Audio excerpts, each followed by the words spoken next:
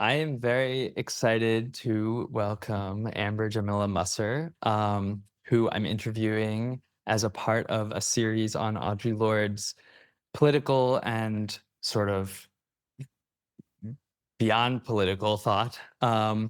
This is part of an interview series that is funded by the Hamburg Centrum for Gender and Diversity, which is a multi-institution um, center that funds work in Hamburg that connects all the different universities there.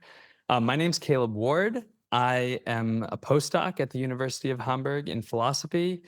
I teach feminist philosophy and social and political philosophy. And Amber Musser is joining me today. She is professor of English at the Graduate Center of the City University of New York. She has published widely on Black feminisms, queer of color critique, psychoanalysis, embodiment, intimacy, sensation, art, aesthetic expression. She has two wonderful books about sensation and interiority, which have both been published in this great sexual cultures series with NYU Press. So the first one is called Sensational Flesh, Race, Power, and Masochism, and came out in 2014. The second one was called Sensual Excess, Queer Femininity and Brown Jouissance. And it has the benefit of having one of the most beautiful covers that I've seen recently. It's a wonderful book. And Amber's new book is coming out in 2024 with Duke University Press, and it is called Between Shadows and Noise, Sensation, Situatedness, and the Undisciplined. So welcome, and thank you so much for coming, talking to me. It is my pleasure. Thank you for having me. So the first thing I wanted to ask you about, I would say, first of all, your work has dealt with and grappled with Lord's thought and Lord's poetry over the course of 10 years at least. And I feel like um, it's kind of tells a powerful story about what it means to think alongside Lord, because you're not writing like about her and saying this is how we need to understand what she's saying.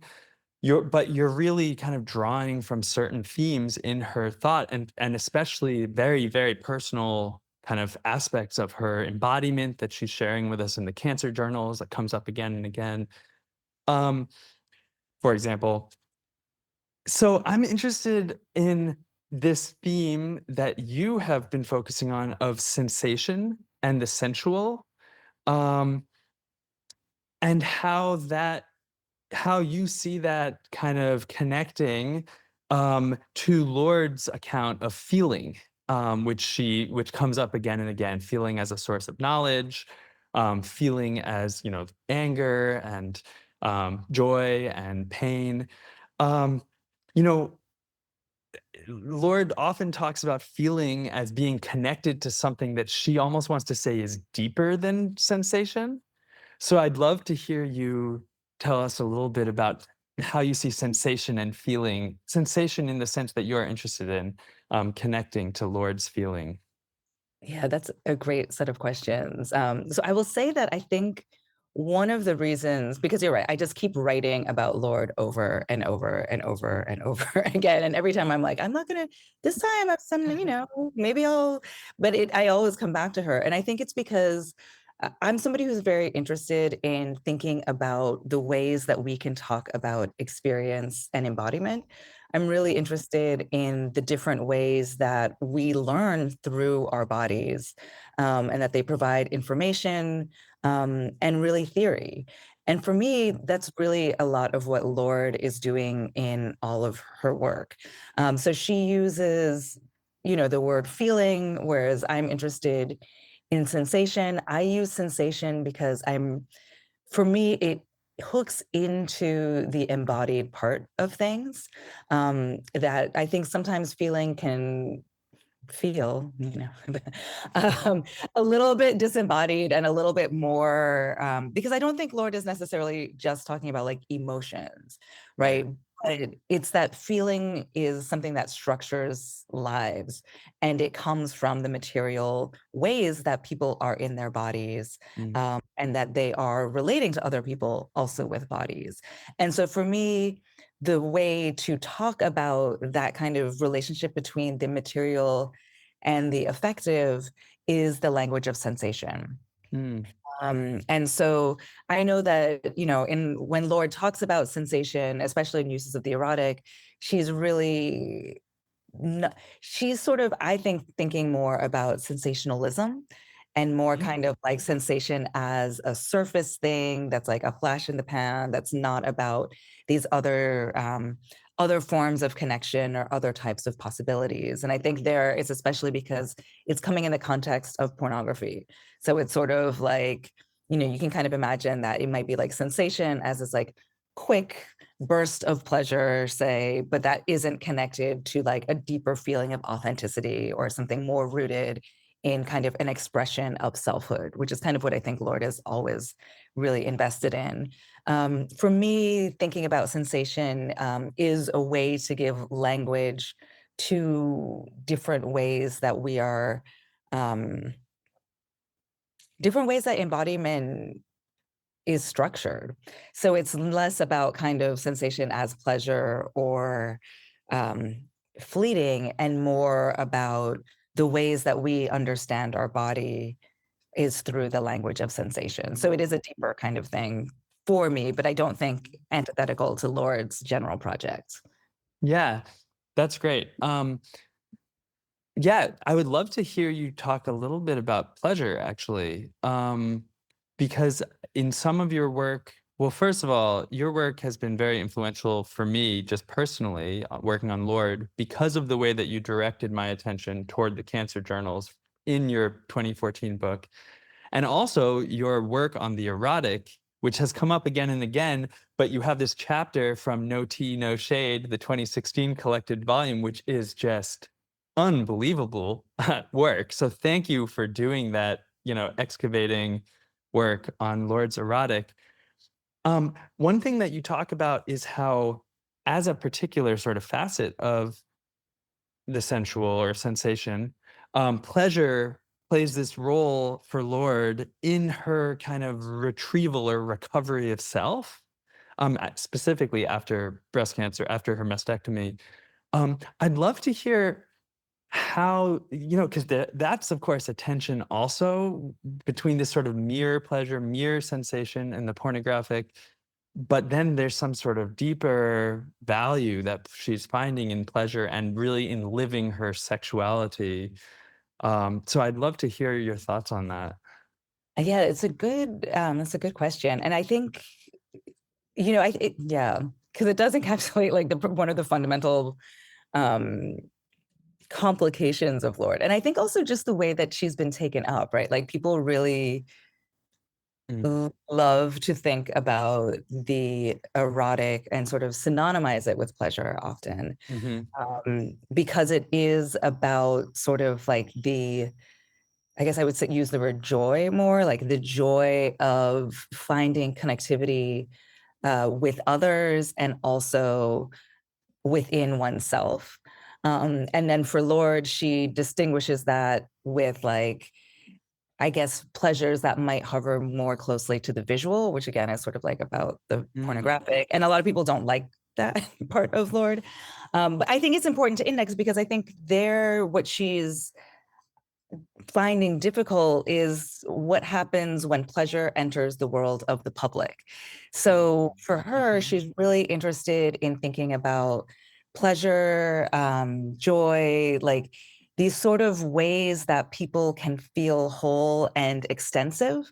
So for me, when I'm thinking a lot about the erotic, and this is part of why like I love thinking about, well, I love all the parts that Lord people are like, why are you talking about this with Lord? We want to, Um, but I think it is important that she's talking initially, right, explicitly for a lesbian feminist audience, right? Or like as a lesbian feminist. And so therefore really thinking about like the connective tissues that make community, that are, sometimes there's friction, but also there is sex, there is, there are all of these other things. And I think Lord fuses aspects of sexuality, movement building, and like talks about them in ways that one can understand why they would be like motivational to, aspire towards. So I think that there's like that part of thinking about the pleasures of being with others because they are fulfilling, because they allow people to like reach inside themselves and also reach outward. And I think that for me is like, I guess what I would encapsulate in terms of thinking about the question of pleasure and sexuality for Lord, especially in the way that she actually lived her life. And I think also the way that she works with words, if we wanted to think a little bit about her poetry. But I think even when she's talking about masturbation, a lot of that is also at work, right? So what she's doing in that action, and I will say that I revisit my thoughts on Lord and masturbation in an upcoming issue on Evelyn Hammond's as Black Holes, to think about, just because I having recently been through a cancer journey myself, Mm.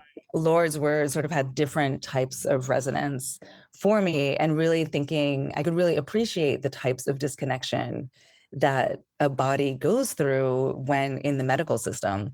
And so for me, thinking about Lord's masturbation in that context, it's not about pleasure, but it is about kind of like reawakening parts of the body that had felt disconnected. So it's sort of about, also about extension, I think, but about kind of like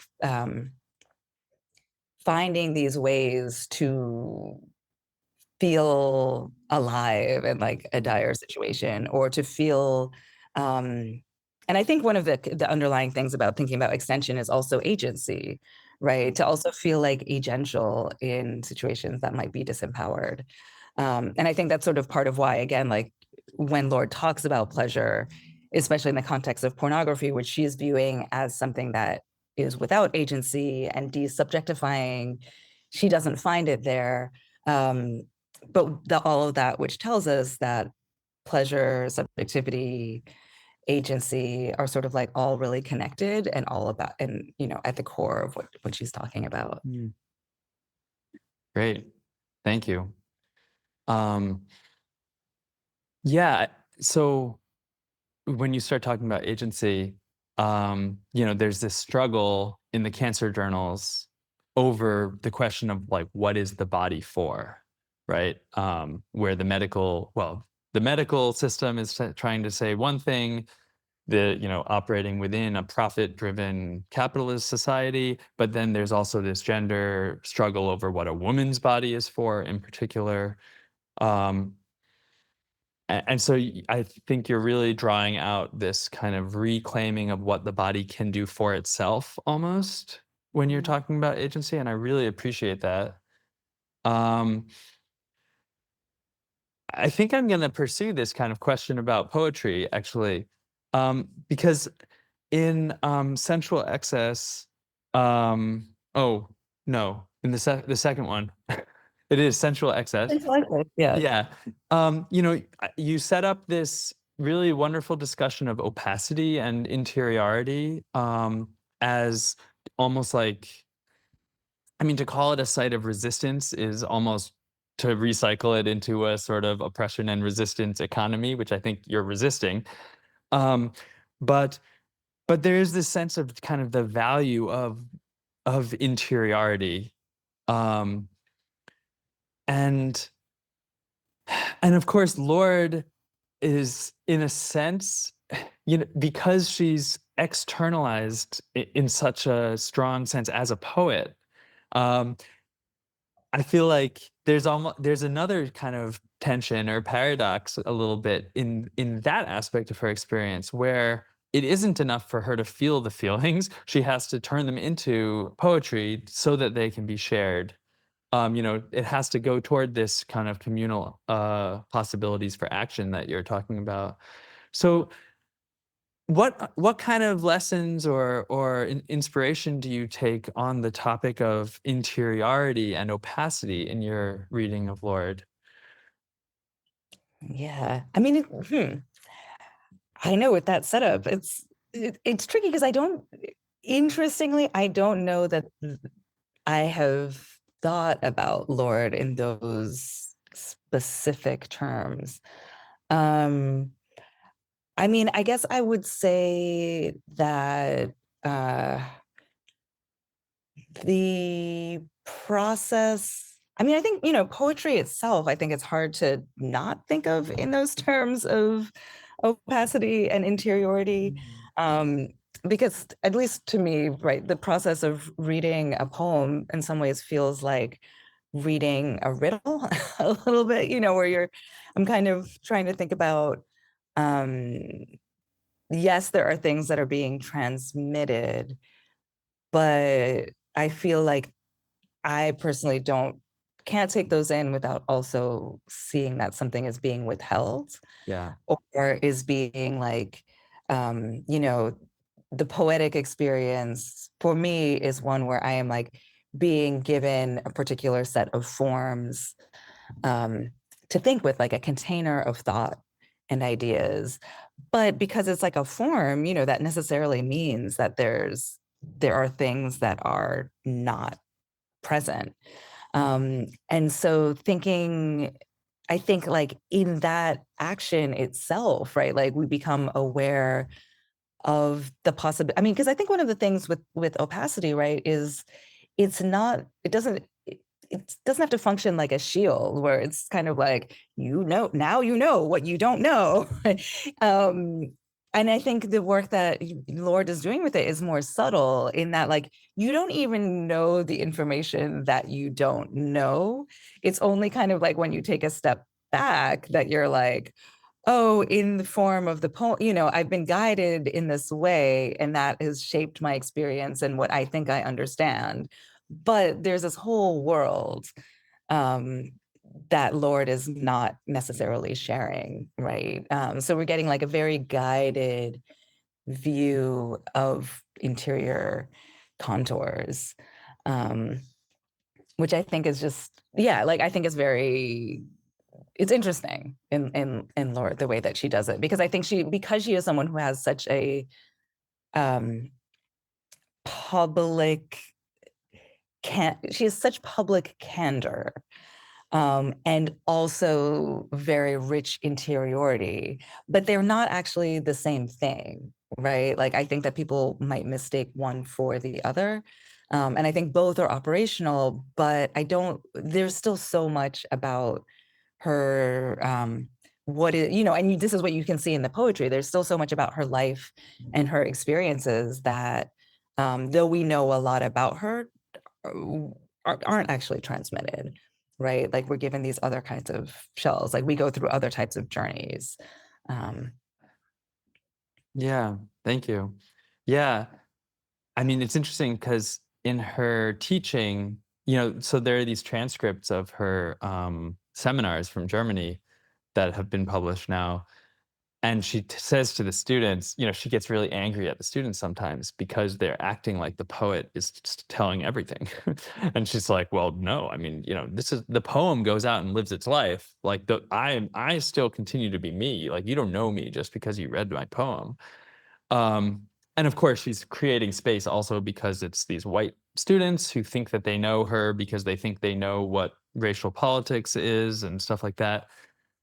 Um, but I mean, in light of that, now we're getting a little bit biographical, maybe too biographical, but for her to switch to this sort of like journal mode in the cancer journals and also a burst of light, and maybe especially in a burst of light, it seems like a very strange decision for a poet, to almost give up the resource of opacity or, um, you know, I mean, I'm sure she edited her journals for this, but in a way, this kind of space, um, I wonder if that somehow reflects her changing understanding of her legacy or something, or of what she needed to leave behind. I don't know. What do you think? Yeah. I mean, it's interesting because it's like I feel like we have so many different versions of Lord that circulate because we have the essays that are sometimes talks, we have the poetry, we have Zami, um, and we have these diaristic, whatever, I don't know how we were going to classify them. And I think that they're all giving kind of I mean, they're all crafted, right? Like they're all sort of, I think we can consider all of them biomythographies. Mm, My sense in Burst of Light, especially as you know, right? Like I think that was marking like a shift. I think that was a lot about, um, for me, I read it and it comes out of like anger and wanting to mm, change policy. So it's like a different kind of project, or not policy, I should say, but like wanting to change people's understanding of what happens with cancer and really trying to sort of ask these questions about like, what is femininity? What is, like really being like, we have these ideas that people who are undergoing breast cancer treatment have these desires and like, no. And I think, to that end, right, like because the books have been so widely read, I mean, I don't have firsthand information about how they've shifted things, but I know Lana Lynn has this documentary, or not a sort of, I don't know what to call it, but it's called Cancer Journals Revisited, because it's not quite a documentary, but it's many different people reading parts of uh, the cancer journals and reflecting. Some of them are also then reflecting on their own journeys with breast mm, cancer, and some of them are not. But it's kind of like taking Lord's view in a bigger frame. And I think through that text, like you really see the impact. Like for some of those people, they're like, Lord wrote this and it resonated with me, or, my cancer center did things differently because Lord did this. mm. And so I think it has had this like real world impact. I think especially around questions of like reconstruction or sort of like the gendering of patients, which I think is interesting and just like a different kind of thing. But I would say also the I mean, all life experiences are valuable and teachable. I think there's something about like the particular like affective and temporal dimensions of illness and diagnosis that should not be underestimated, right? Like I feel like Lord is writing really from a place of rage and just sort of like what that wants to permit or not, to me feels very different from like a poetic space where like maybe she's meditating on African legacies or desire, or like all of these. There's no space, and Lord like does not want to give her readers space to think otherwise either. So I don't even know that it's necessarily that we get more, but as a reader you're given less space to have your own other interpretation of what's happening. Like Hmm. sort of you're in it. Yeah, that's a really good point. Especially, the way that the struggle of that she sets up at the beginning. I mean, from the beginning of the cancer journals, it's a struggle of how to occupy a space in which poetry fails her in a way, right? The transformation of silence into language is like the problem of silence becomes the key problem. Um, and she says so much about despair also, not about anger. I mean, so yes, it's about metabolizing anger, but it's also about despair as the thing that can't be metabolized because it doesn't have any fuel. Yeah. Um, do you want to, I mean, maybe you could say a little bit about, I mean, so despair is this powerful shadow in that text. You've also written some about Eye to Eye, which is such a fantastic essay, about the relationships among Black women. And it feels like in that essay, the role of despair is played by hatred in some sense as the thing that is the failure of metabolism. Do you want to talk a little bit about this kind of, yeah, I mean, so this the metabolization of so-called negative affects like pain and anger on the one hand, and then the sort of that which resists metabolism, or metabolization. Do you see a connection between hatred in the earlier work and despair in the later work, or do you feel like there's different things going on here? I feel like they're different things, but I don't think it's I mean, I think it's not useful to make a connection between the 2. I mean, I think for me, what I'm really struck by in the way that Lord is talking about hatred is its sort of its status as like a learned emotion, because of structural things, right? That it's sort of like these divisions exist and these sort of this hatred divides people because of the structures of racism, patriarchy, homophobia, all of those types of things. Um, and so there, I feel like Lord is really interested, or one of the things we can take from Lord is really a way that if we name this emotion as not natural, right? Like that it can be undone. One can learn differently, and one can also repair, right? So it's sort of like that there are this possibility, even though it starts from this like angry place, like a lot of what in defining the problem, a lot of what Lord um enables is like the space for a recognition of that and then a difference making.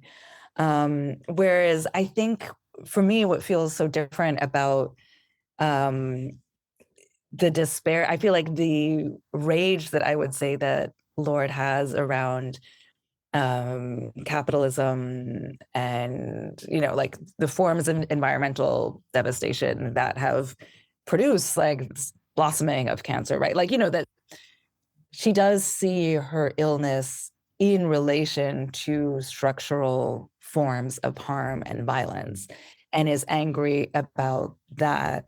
But it's not an interpersonal anger, so it's like, so that's like a really big difference from like the hatred.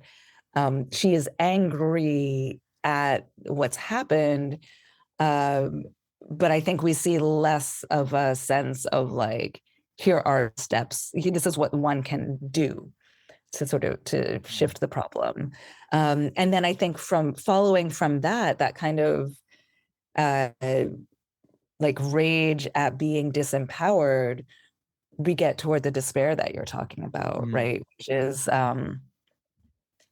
it's not born of a it's personal for her, right? And it's born of structural difficulties, but it's not like it's not a shared emotion. Mm. It's like she's expressing, it's like a cry in the world, but it's not. I don't know that I mean, I guess the pedagogy is that it exists, but it's not necessarily offering instructions for how to be solved, right? Like I think it just sort of like exists.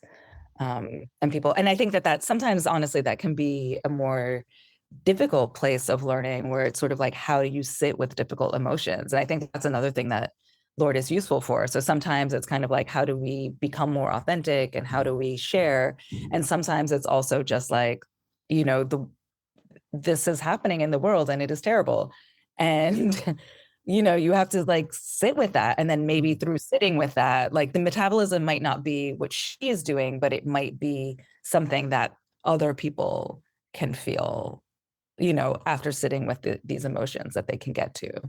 Yeah. Yeah, getting us to actually feel, the impact of some of these ways in which, we are failing to steward, especially the earth, um, and our human possibilities for relationship. Yeah, I like that. It makes me think a little bit of this, um, this moment in the poem For Each of You when she says, everything can be used except what is wasteful. uh, you will need to remember this when you are accused of destruction. Mm. Because I mean, I think it makes me think of that because it's, this question is um, Mhm. how do we use pain without it, sucking us into despair? Mm. Um, No, I think I love that too. Also, I mean, also just like I mean, the question of, I mean, it feels like that word waste um, highlights a lot of, I think, what Lord is interested in that category, which I think is yeah. also, and I think she's like very angry that it exists. I feel like, um, but it's there, right? Like it's a thing for her. Yeah. Yeah, I mean, well, so, the reason I actually had that quote written down is because of the work that you've done on excess, and this sort of circles back to pleasure and the question of pleasure and desire that we talked about at the very beginning. Um, because I feel like we have a tendency as the inheritors of Lord's thought. Well, maybe I shouldn't say we. This might be produced from being in a certain kind of academic setting. But the story is people like to tell very neat stories about Lord. uh, and when she says things like, everything can be used except what is wasteful, it sounds sort of like, okay, we can plow everything into changing the world, or plow everything, somehow like this nice, neat, closed system that generates coalitional politics and change. And somehow the category of excess falls by the wayside. So I'd be interested, I think you've already touched on it a little bit, but where do you see these sort of excessive kind of moments in Lord, or these kind of places where the loose ends are sticking out that you really find yourself coming back to and find really rich? Ooh. Hmm. I know. I feel and I hadn't weirdly had not really thought about excess in relation to waste.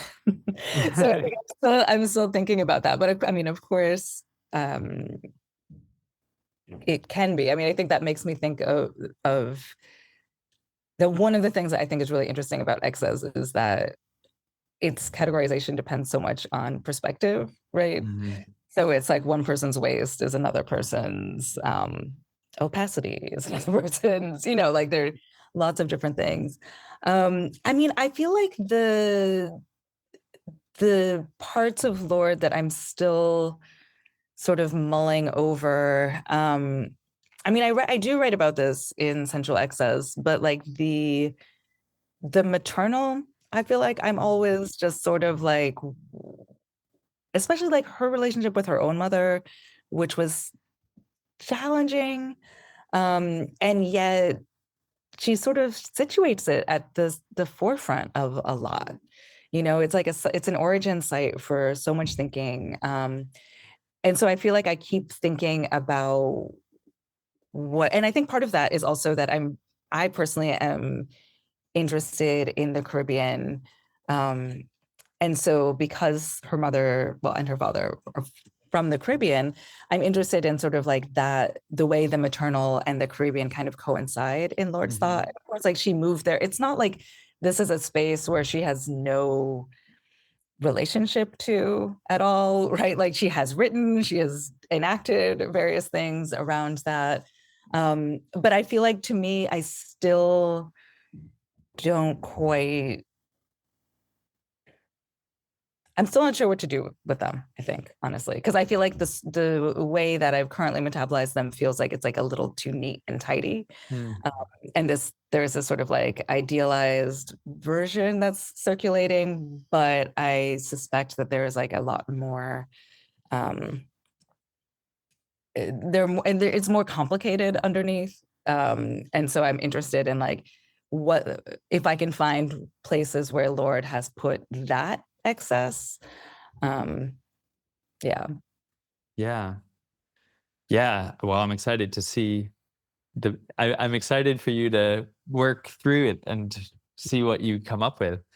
Um, I mean, for me personally, I find the poetry that she writes about parenting and mothering from the other side, her role as a mother in the lives of her children, literally and also figuratively, especially in the 80s, like as a mother of so many movements.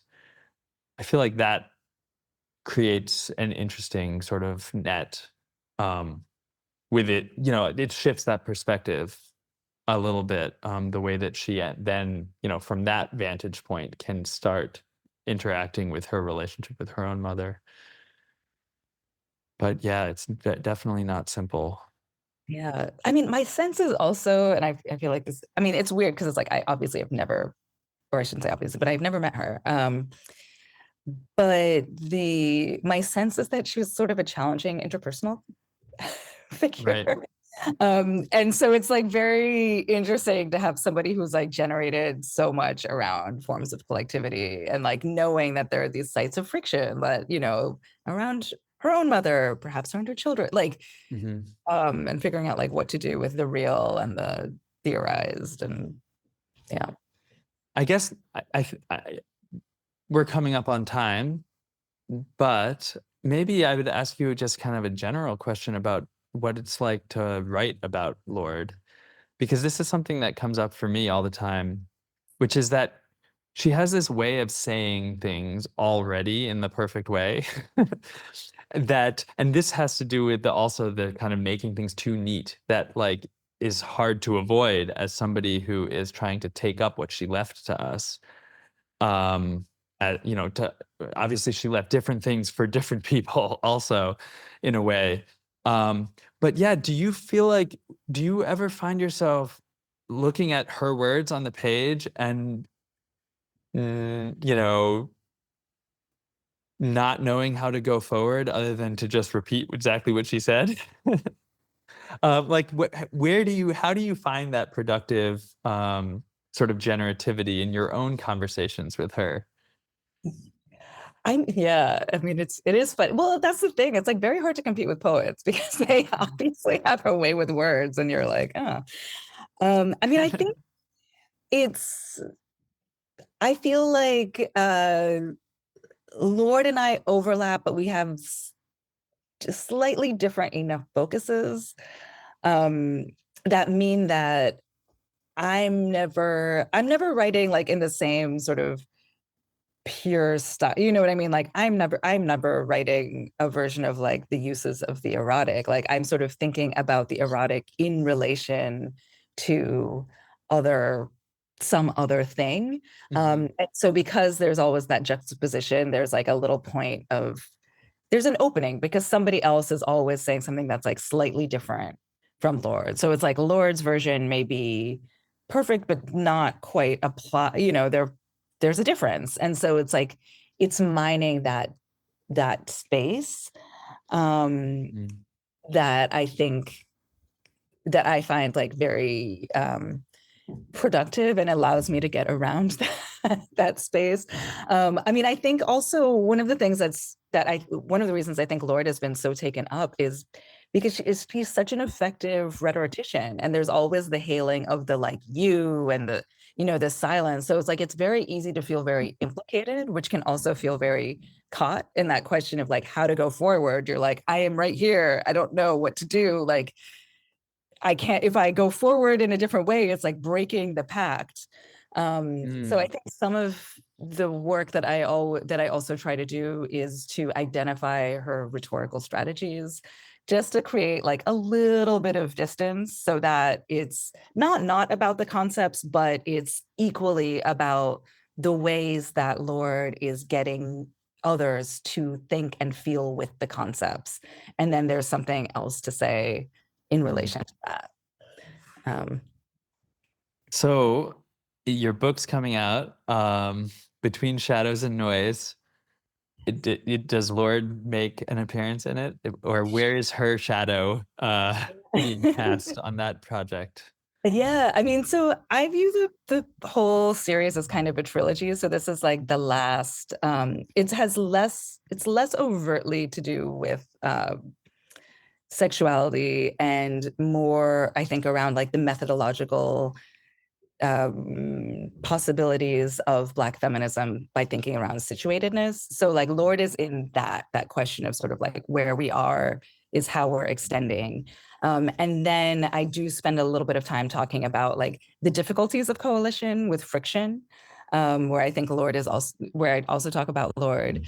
And then the last chapter of that, or the conclusion, so the whole book is different readings of works of art through the Caribbean and sort of like through these different methodological embodied forms. And then, so it's like a book of criticism about where we are in our bodies. But then the last chapter is about my journey with leukemia. And so there I take up Lorde's cancer journals like explicitly and kind of produce like a dialogue with that. So it's kind of like she's everywhere, and then very specifically thinking with that. Great. Well, that sounds very powerful. I'm very excited to read it. Yeah, thank you. Well, thank you so very much, Amber, for joining me and for having this kind of public conversation. Your work continues to be an inspiration, especially working on Lorde. So thank you for all of the thinking that you've been doing and the, I don't know, fearless putting of word to page, which is not easy. So thank you. Well, thank you so much. Thank you for this great conversation. My like pleasure. A perfect way to start a Tuesday. Wonderful. All right. All right.